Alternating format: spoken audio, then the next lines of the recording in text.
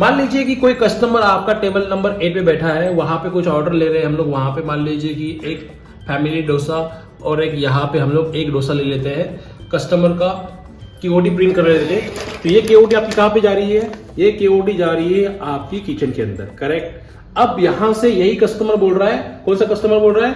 मान लीजिए कि टेबल नंबर 8 कस्टमर ही बोल रहा है कि सर मुझे बिल दे दीजिए, तो मैं यहां से बिल प्रिंट करवा देता हूं। अब जैसे इस कस्टमर का बिल प्रिंट हो जाएगा, आप यहां पे देख रहे हो, है ना, टेबल नंबर कितना है? टेबल नंबर यहाँ पे आपको दिखाई दे रहा है, टेबल नंबर 8 है। और ग्रैंड टोटल कितनी दिखाई दे रही है? 168, करेक्ट, 168। अब ये बिल किसको देने वाला हूं? कस्टमर को देने वाला हूं। कौन से कस्टमर को देने वाला हूं? टेबल नंबर 8 को देने वाला हूं। तो जैसे ही मेरा वेटर, जो ये तो काउंटर है, सही है ना, ये तो काउंटर है, तो एज अ वेटर मैं किसको दे रहा हूं? ये बिल किसको दे रहा हूं? ये बिल दे रहा हूं हमारे कस्टमर जो कि टेबल नंबर 8 पे बैठे हुए हैं। अब ये जो कस्टमर यहां पे बैठे हुए हैं वो क्या करेंगे?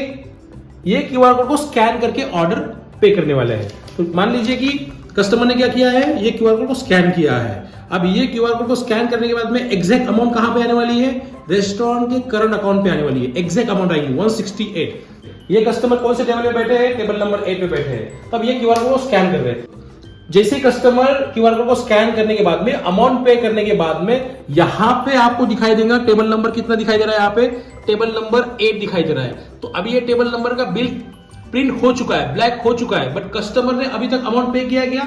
नहीं पे किया है। तो अब यहां से एज अ कस्टमर वो जैसे क्यूआर कोड को स्कैन करेंगे तो यहां पे ये टेबल ऑटोमेटिकली सेटल पे हो जाएगा और उसके बाद में आपको पता भी चलेगा कि कितनी अमाउंट उस कस्टमर ने पे किए है। आपके सिस्टम के अंदर नोटिफिकेशन भी आ जाएगा कि आपकी रेस्टोरेंट के अंदर कितनी अमाउंट ये कस्टमर ने पे किए है, कौन से टेबल के ऊपर पे किए है।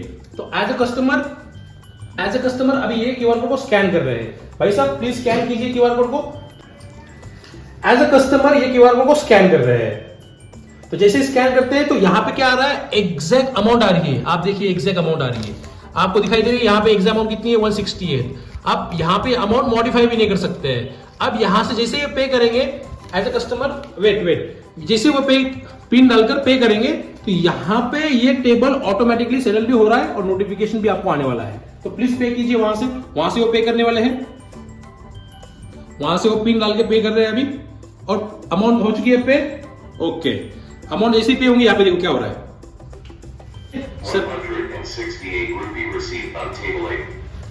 168 rupees received on table number 8। आपको यहां पे नोटिफिकेशन भी आ रहा है। तो इस तरीके से आप यूपीआई इंटीग्रेशन आपके रेस्टोरेंट के अंदर यूज कर सकते हो। रेस्टोरेंट के अंदर आपका यहां पे टेबल जो है ऑटोमेटिकली सेटल भी हो चुका है, आपको नोटिफिकेशन भी आ गया है कितनी अमाउंट आई है, और कस्टमर वहां से बैठे बैठे अपने घर जा रहा है। तो यहाँ पे एज अ वेटर मुझे बार बार चक्कर मारने की जरूरत है कि यहाँ पे नहीं है ना।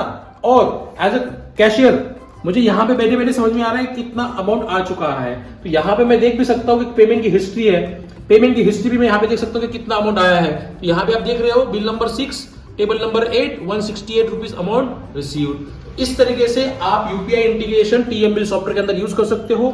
आपका मैन पावर आप सेव कर सकते हो। बार बार कस्टमर के पास क्यूआर कोड लेके जाओ, वहां से क्यूआर कोड को स्कैन करो, फिर कस्टमर अमाउंट एंटर करेगा, फिर अमाउंट आएंगी, फिर उसका स्क्रीनशॉट लो, वो करने की जरूरत नहीं है। एक बार कस्टमर को ये बिल दे दिया, कस्टमर क्यूआर कोड को स्कैन कर देगा, अमाउंट पे करने के बाद में तब तक ये बिल सेटल नहीं होगा, तब तक ये अमाउंट आपके यूपीआई अकाउंट पे आती नहीं है और यहाँ पे नोटिफिकेशन आता नहीं है।